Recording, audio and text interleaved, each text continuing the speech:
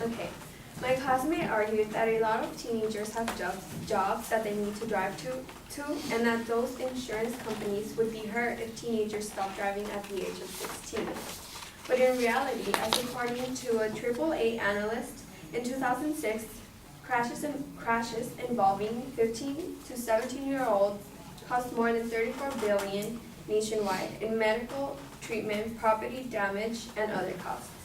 Therefore, having a teenager obtain their driver's license at the age of 18 would result in a significant saving. Also, the webpage Teenage Driving Crash Statistics claims that teenagers tend to wear safety belts less often than other drivers. This point contradicts the claim that the negative speaker is trying to prove.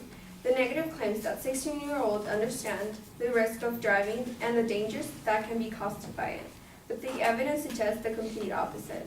In reality, knowing that out of all the drivers, teenagers are the group that tend to wear their safety belts less often shows that they are not understanding that the real risk that it is to drive an automobile.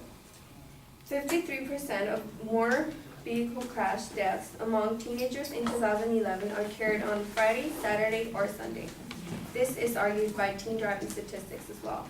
This shows that they are not that responsible. Also, the negative claims that raising the driving age to 18 does not really make the road safer, because the police is the one in charge of doing that. However, police does not guarantee that the roads will be a safer place, because teenagers might not be driving drunk or maybe making noticeable acts, but they can also be unprepared in other ways in which the police will not find out. Many teens do not realize that their reflexes and hand-eye coordination skills are not fully developed yet, and they can end up getting in accidents. Negative claims that the current system already works in weeding out a majority of the bad drivers who do not deserve a license. When being tested, one behaves at their best and what is hidden. And what is hidden is their actions, and other hazards they might contribute to the public, such as drunk driving and other ridiculous acts. 56% of teens said they talk on the phone while driving. This is by the webpage DoSomething.com.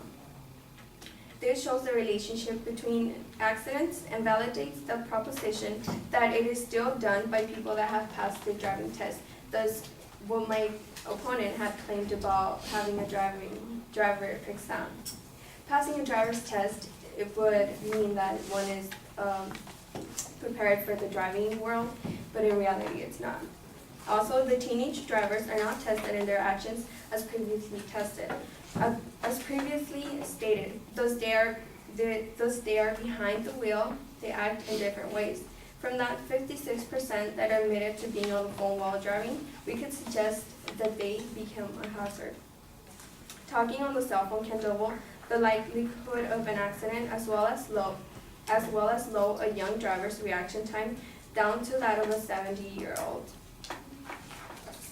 Now, in conclusion, the driving age in California should be raised for the safety of not only teenagers but the entire population.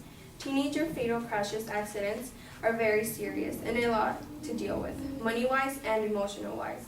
If the legal driving age was raised, many would have a brighter future. It is only for the best that the driving age be raised, so that California will be a more secure place with efficient drivers.